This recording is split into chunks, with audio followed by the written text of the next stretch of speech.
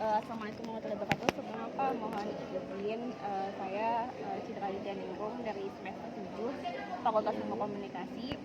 Di sini saya mau melakukan wawancara terhadap dosen aktif Fikom Universitas Bayangkara, di mana saya membutuhkan sebagai bentuk untuk mengabsahkan data saya, apakah data saya bisa dikatakan sebagai bentuk kritik sosial terhadap kebijakan pemerintah pusat. Sebelum masuk ke pertanyaan, di sini saya mau beri sedikit video pertama yang saya rasa masuk ke dalam bentuk kritik sosial terhadap kebijakan pemerintah. Bentar, Pak. Rancangan Undang-Undang Omnibus Law Cipta Kerja sedang ramai dibicarakan di platform di sosial media karena banyak influencer yang mengkampanyekan hal ini. Padahal pasal ini sangat merugikan pekerja, terutama karyawan. Deretan artis, papan atas mengkampanyekan untuk pro ke Omnibus Law. Padahal berdasarkan kajian para ahli, jadi singkatnya Omnibus Law kita semacam undang-undang utama, bukan undang-undang pokok ataupun respon yang bisa menjawab, bisa merevisi, bisa mengamandemen, bahkan bisa mengubah beberapa substansi undang-undang atau pasal-pasal undang-undang secara sekaligus. ini adalah pasal-pasal yang sangat kontroversial, bisa di-pause. Ini lanjutannya, bisa kalian lihat orang pause. Ribuan orang pun kecewa karena para influencer yang seharusnya menginfluence yang baik, tapi malah menyetujui sesuatu yang merugikan para pekerja. Buat teman-teman yang masih remaja ataupun para udah dewasa, mari kita gagalkan Omnibus Law. Rancangan. Pertanyaan pertama, apakah menurut Bapak pada konten pertama, yaitu rancangan undang-undang Omnibus Law ini bisa termasuk ke dalam bentuk kritik sosial terhadap pemerintah pusat? Iya. Kritik kepada pemerintah. Iya, bisa dibilang masuk ya, Pak? Masuk sebagai kritik terhadap pemerintah terkait rancangan undang-undang Omnibus Law. Baik. Nah, untuk itu bagian mana sih Pak dari video tersebut yang bisa dikatakan sebagai kayak ini tuh bentuk kritik gitu loh? Bentuk kritik dari video itu yang dia mengatakan bahwa Omnibus Law merugikan rakyat, gitu kan? Merugikan masyarakat, dan dia sampai menyatakan menolak gitu kan. Kalau berarti menolak kan berarti dia nggak cocok. Nah, persoalannya mungkin ada pertanyaan lain. Persoalannya si pengunggah video ini tidak menyampaikan beberapa argumennya tidak didasarkan oleh beberapa sumber, hanya satu sumber yang dia ungkapkan, dan sumbernya pun kredibilitasnya mohon maaf, harusnya kredibilitasnya dari sumber itu memenuhi syarat, dia memang ahli ekonomi, dia ahli hukum dan lain sebagainya gitu. Kecuali dia udah cross check sendiri, misalnya siapa sih yang merancang Omnibus Law ini, dia udah menanyakan langsung belum ke mereka. Kalau sudah menanyakan langsung dan apa yang menjadi ketidakcocokan dia, apa jawabannya dari pemerintah atau dari DPR RI yang merancang Omnibus Law ini? Kalau sudah ada jawaban dari mereka dan jawabannya itu tidak sesuai atau sama dengan yang dipikirkan bahwa itu merugikan rakyat, baru dia bisa mengatakan itu. Oke, artinya itu kritik sosial bagi kebijakan pemerintah yang akan atau memiliki kebijakan untuk membuat sebuah perundang-undangan terkait Omnibus Law gitu. Kita lanjut ke video kedua ya Pak. Di sini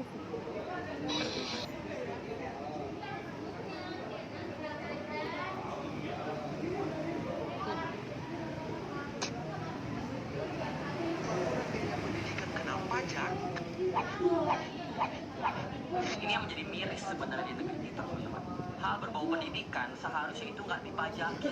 Walaupun undang-undang ini masih direncanakan ya, masih wacana gitu, dan mungkin nggak diimplementasi dalam waktu dekat, tetap aja rencana ini bermasalah. PPN itu nggak mesti dapat dari bidang pendidikan.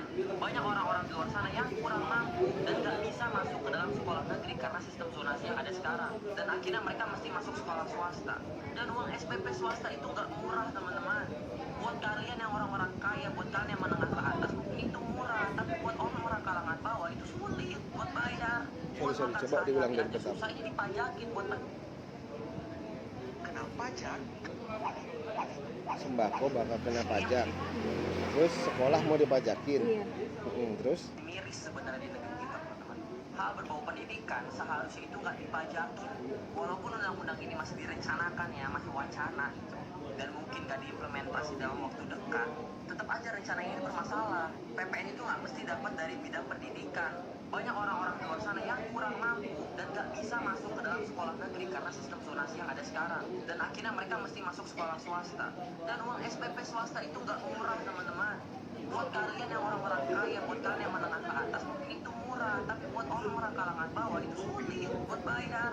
Buat makan sehari-hari aja susah, ini dipajakin buat pendidikan. Kalau kalian sadar bahwa kan Undang-Undang Dasar tahun 1945 itu mencerdaskan kehidupan bangsa. Di situ mencerdaskan kehidupan bangsa nggak ditulis dengan syarat PTN. Kita harus sama-sama membangun pendidikan yang bagus dan berkualitas di negeri ini. Bukannya malah mempersulit mereka untuk mendapatkan akses pendidikan. Gitu. oke. Untuk bagian yang kedua ini, bagaimana menurut Bapak? Apakah bisa dikatakan sebagai bentuk kritik sosial terhadap pemerintah pusat? Ya. Sebagai bentuk kritik terhadap kebijakan pemerintah pusat. Tetapi kritiknya kurang berdasar. Ya. Kenapa Bapak bilang kurang berdasar? Karena bicara sembako dan biaya sekolah yang dipajakin itu biaya sekolah yang mana? Sembako yang seperti apa? Gitu. Kalau kemudian pedagang sembako yang linknya bisa punya 100 link, ya Anda lihat misalnya Indomaret, Alfamart, kan dia jual sembako juga, dia jual di mana-mana. Kalau dia nggak kena pajak enak banget dong, ya kan? Terus kemudian betul kan, harusnya dia mengaca dong, biaya sekolah yang mana? Kalau biaya sekolah yang ada di SD negeri, SD SMP negeri segala macam mungkin nggak kena. Orang itu program pemerintah.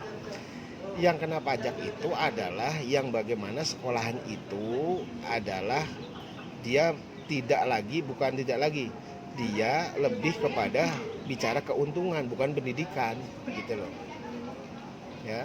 Jadi kalau menurut Bapak betul itu kritik sosial, cuma sayang kritiknya kurang berdasar. Ya. Kritiknya kurang berdasar. Harusnya dia cari tahu dulu sembako seperti apa yang kena pajak, sekolah seperti apa yang kena pajak. Pemerintah dan DPR RI saya kira juga nggak akan gebiah uyah bahasanya gitu, nggak akan mungkin semuanya dikenain pajak, gitu kan? Pasti akan dilihat kemampuan seperti apa yang dikenakan pajak, ya kan, biaya sekolah seperti apa yang dikenakan pajak, begitu. Jadi kalau jadi agak-agak rancu ya Pak di sini karena baik sembakonya, baik sekolahnya tidak atau kurang dijelaskan gitu. Betul. Artinya di situ dia harusnya menjelaskan terlebih dahulu sembako yang seperti apa yang terkena pajak, biaya sekolah seperti apa yang terkena pajak. Ya. Kita lanjut ke yang ketiga ya Pak. Itu PPKM.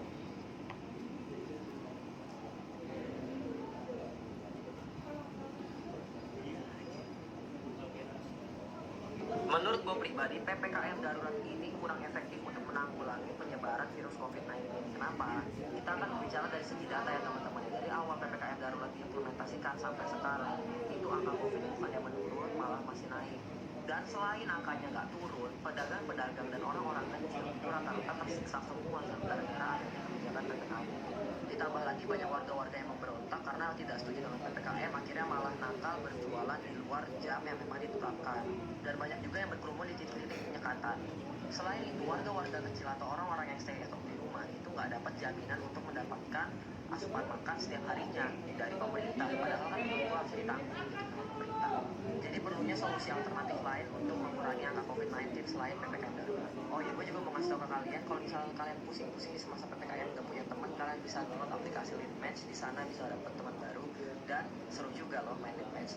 Dan juga jangan lupa ya stay safe buat semua.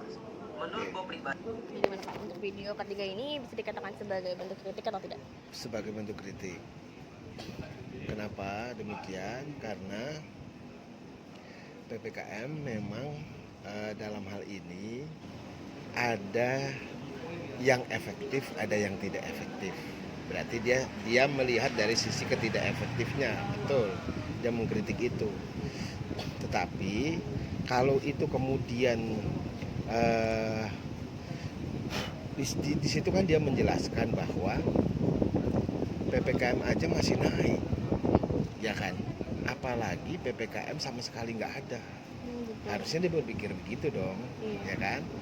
Masih ada PPKM aja, COVID masih naik, apalagi tidak ada PPKM, harusnya berpikir seperti itu. Tetapi itulah proses dari sebuah kritik, nggak ada masalah. Artinya dalam hal ini, video ini memang memberikan kritik terhadap pemerintah untuk bagaimana membuat PPKM itu benar-benar lebih efektif. Artinya dalam hal ini, mana sisi atau mana tempat yang perlu dilakukan PPKM, mana tempat yang enggak, itu memang harus benar-benar dilihat dengan seksama gitu. Oke, jangan juga pemerintah memberikan kebijakan seluruhnya, ya kasihan juga buat dari sisi yang lain gitu loh. Jadi harus benar-benar dilihat mana yang benar harus dilakukan PPKM, mana yang tidak, kan begitu kan. Selanjutnya Pak, ke video keempat. Jaminan-jaminan yang dipegang oleh Pak Jokowi, jaminan-jaminan yang dipegang oleh Pak Jokowi seakan-akan semua di sini di titik ini gue kecewa dengan Pak Jokowi. Makanya kita harus mengakui itu karena sebelumnya dia sempat menjamin bahwa BBM bersubsidi tidak akan naik karena katanya akan stabil apabila produksi dan kredit itu datang dari ekonomi Indonesia. Permasalahannya ini BBM naik bukan dengan alasan itu. BBM naik dengan alasan 70% penggunanya itu adalah orang-orang yang mampu. Nah, terus kalau presiden jaminan omongannya jangan bisa dipegang, kita harus pegang ke siapa? Kita harus percaya dengan jaminan siapa? Kalau sekelas pemimpin negara aja nggak bisa dipegang jaminannya. Cukup mengecewakan, apalagi sempat dulu Pak Jokowi bilang kalau misalnya BLT itu bukanlah sebuah solusi. Dia menolak BLT, tapi sekarang kok malah menggunakan BLT. Nih, gue coba inget-inget video. Dari dulu saya nggak setuju BLT, yang ini yang basem ini kan. Terus sekarang ya teman-teman rakyat kita di teman-teman miskin seakan-akan dianggap sebagai beban negara yang bukan kewajiban negara gitu. Padahal ya teman-teman, kalian perlu tahu orang-orang miskin itu jadi dipelihara dan dijaga oleh negara. Bukan malah istilahnya dihilangkan kesejahteraannya. Subsidi adalah salah satu cara untuk mensejahterakan masyarakat Indonesia dengan memberikan BBM yang murah. Ditambah lagi ya teman-teman, dan sekarang apa-apa tuh rakyat yang harus cari solusi bukan pemerintah. Banyak tuh dari buzzer-buzzer ya yang membela para pemerintah sekarang yang bilang, lu cari solusi lah, kritik dengan solusi lah. Seakan-akan kita yang memiliki kewajiban untuk mencari solusi, bukan dari pemerintah. Pemerintah digaji oleh rakyat untuk mencari solusi, bukan kita yang nyari.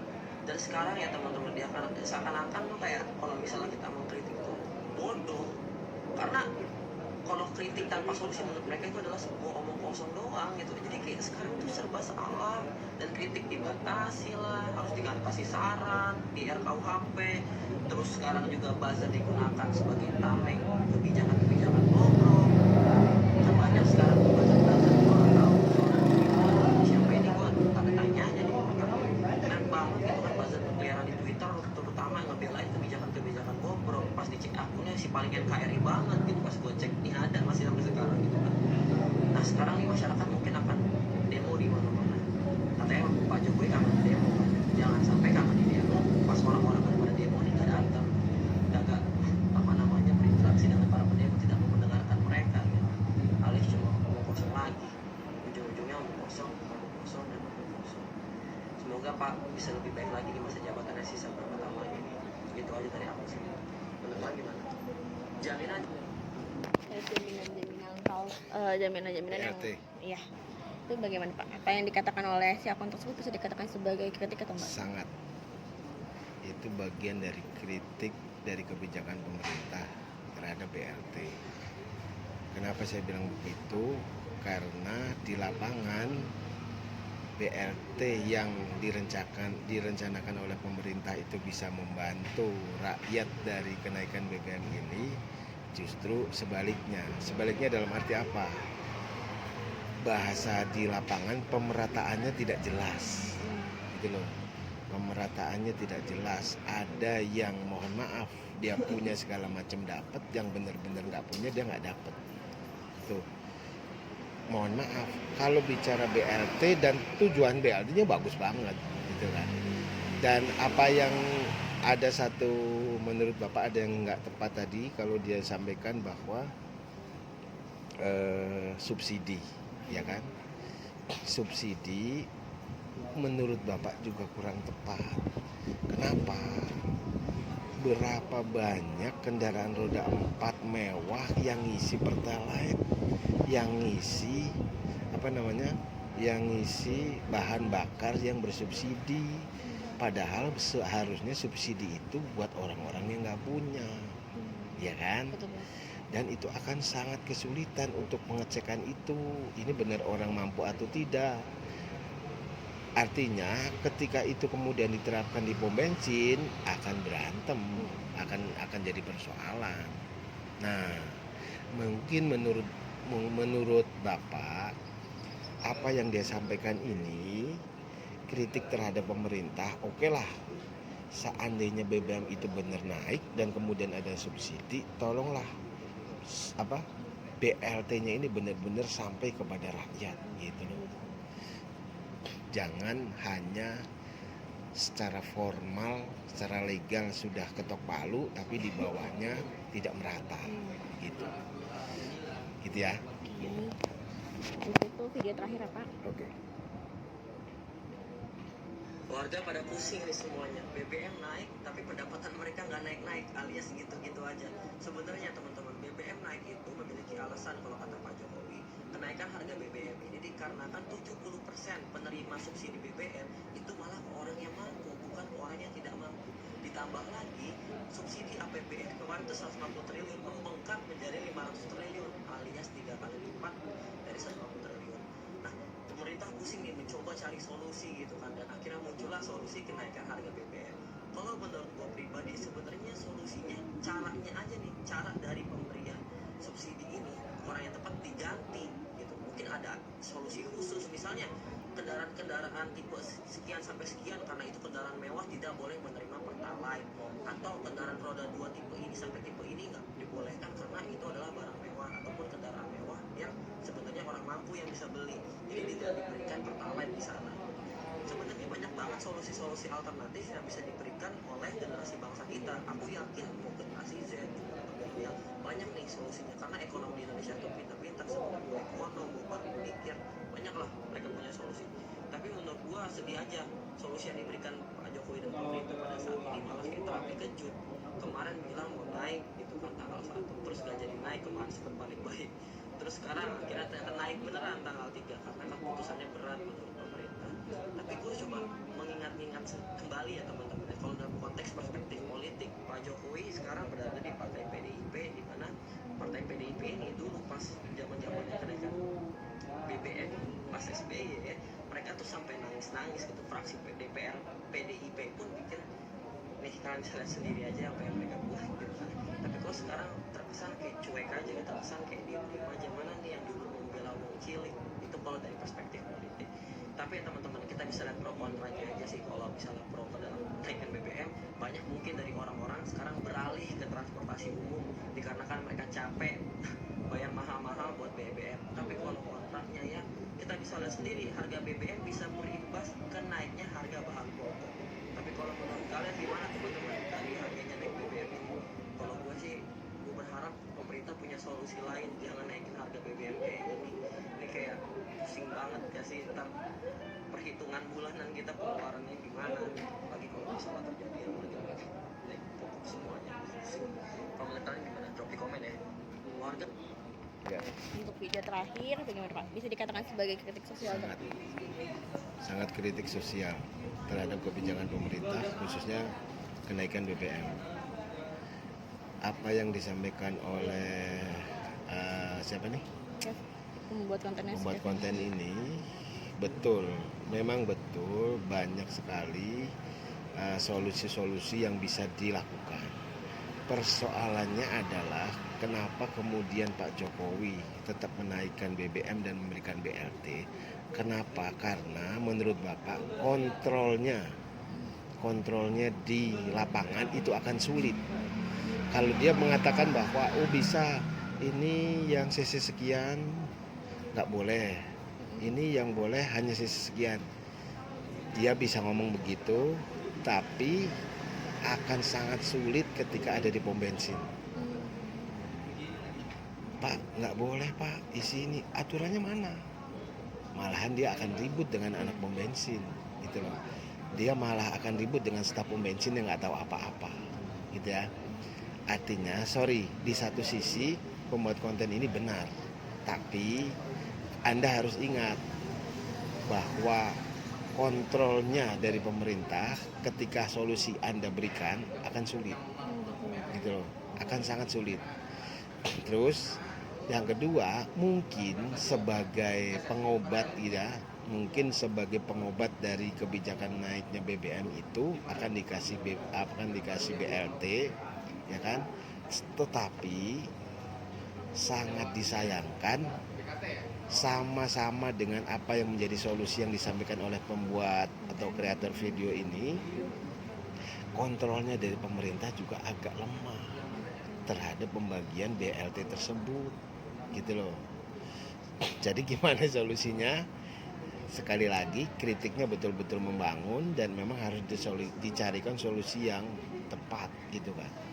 Karena kenaikan BBM itu tidak hanya lari kepada transportasi, tapi pasti lari ke lain sebagainya, ke logistik, ke sembako dan ya, karena semuanya terkait, gitu loh. Pengiriman sembako harus dengan transportasi harus dengan BBM. Gitu. Oke, jadi menurut Bapak betul dia masuk ke dalam kritik sosial yang dalam hal ini mengkritik kebijakan pemerintah terkait kenaikan BBM. Cuma solusi yang diberikan harusnya ada sebuah kontrol dari pemerintah dan masyarakat umum, serta harus ada sebuah peraturan tersendiri dari pemerintah. Gitu. Mungkin tim kreator ini harusnya menyampaikan bahwa ketika BBM ini tidak dinaikkan, gitu kan, tetapi ada aturan baru, harusnya pemerintah buat aturannya bahwa yang mengkonsumsi BBM bersubsidi hanya katakanlah roda 2, roda 3 gitu ya, atau kendaraan roda 4 hanya dengan cc sekian, gitu loh. Dan itu bisa ditempel di setiap SPBU, sehingga ketika ada mobil yang memiliki kriteria di atas itu, benar-benar nggak boleh, ada aturannya yang jelas. Memang Bapak agak setuju dengan pendapat yang kreator ini sampaikan, ketika BBM naik ataupun tidak, aturannya tidak ada aturan pendukung, gitu loh. Kalau BBM nggak naik harusnya ada aturan pendukung, ya. Kalau BBM naik harusnya juga ada aturan pendukung, misalnya BLT harus kemana, gitu kan. Tingkat miskin yang kayak gimana, gitu kan, harus diatur secara jelas, gitu. Karena itu tadi BLT banyak disampaikan ke warga miskin, tapi menurut siapa? Belum tentu menurut kita dia miskin, kan gitu kan. Oke. Nah untuk itu gimana nih Pak pendapat Bapak soal anak muda yang memanfaatkan media sosial TikTok sebagai wadah untuk mengkritisi kebijakan pemerintah? Ya bagus. Bagusnya begini, artinya TikTok tidak hanya untuk sebagai sebuah hiburan, tidak hanya sebagai bahan untuk candaan, tertawaan dan lain sebagainya. Oke, tapi TikTok juga bisa menjadi bahasa komunikasi politik ini adalah suara dari halayak, gitu loh. Halayak juga harus aktif, ya. Halayak juga harus aktif memberikan feedback ke pemerintah, ya kan? Pemerintah ini bagian dari komunikator politik, ya kan? Iya. Komunikator politik yang masuk ke indikator, yang masuk ke masuk ke dalam kan komunikator politik itu ada 3, ada politikus, ada ada politikus, ada profesional, ada aktivis. Aktivis, iya. Nah, ketika bicara pemerintah berarti dia bicara politikus.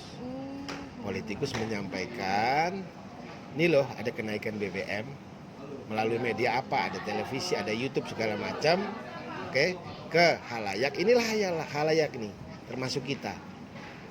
Kita harusnya memiliki apa yang disampaikan, pesan apa yang disampaikan oleh komunikator politik yang dalam hal ini adalah politikus, harusnya memiliki efek. Kalau lihat teori komunikasi politik kan ada teori kepala batu. Apa itu maksudnya? Jadi halayak itu selalu bukan menentang ya, tetapi halayak menerima pesan itu, dan kalau pesan itu buruk maka dia akan sampaikan kalau pesan itu buruk, dan kalau pesan itu bagus dia akan sampaikan bagus. Ya kan? Artinya di zaman digital sekarang ini halayak bukan menggunakan teori jarum hipodermik. Artinya jarum hipodermik itu kalau pemerintah udah ngomong A maka semuanya ikut A. Nggak bisa. Masyarakat di zaman digital ini harus menggunakan teori kepala batu. Artinya apa? Ketika pemerintah menyampaikan sebuah kebijakan, menyampaikan pesan sebuah kebijakan kepada halayak harus menyampaikan dong, Pak, ini nggak bagus, ini bagus, itu. Tidak tinggal diam gitu loh. Nah, melalui media TikTok, anak muda ini menurut Bapak bagus karena dia bisa menyampaikan atau mewakili suara-suara rakyat yang merasa bahwa kebijakan pemerintah yang dibuat nggak bagus gitu loh. Tidak sesuai dengan apa yang dirasakan oleh halayak atau masyarakat luas begitu. Akhirnya Pak, jika dilihat dari konten akun TikTok tersebut, yang mana memanfaatkan media sosial sebagai wadah untuk memberikan pendapat soal keresahan masyarakat sendiri, apakah bisa dikatakan pemilik akun tersebut sebagai seorang aktor yang dapat mempengaruhi penonton terkait penuturannya soal politik? Kalau melihat like-nya sampai 123.000, komennya segitu, saya kira sangat berpengaruh terhadap orang-orang yang mungkin sehati dengan si pembuat video tersebut gitu kan. Berarti kan banyak kan begitu kan. Oke. Terus lagi apa yang dia sampaikan itu memang sesuai dengan apa yang dirasakan oleh kebanyakan orang gitu loh saat ini, gitu kan, itu ya. Oke, kalau gitu udah habis Pak pertanyaan. Oke, terima kasih banyak ya Bapak. Itu ya, kalau Gitu ada aja. tambahan silakan. Iya.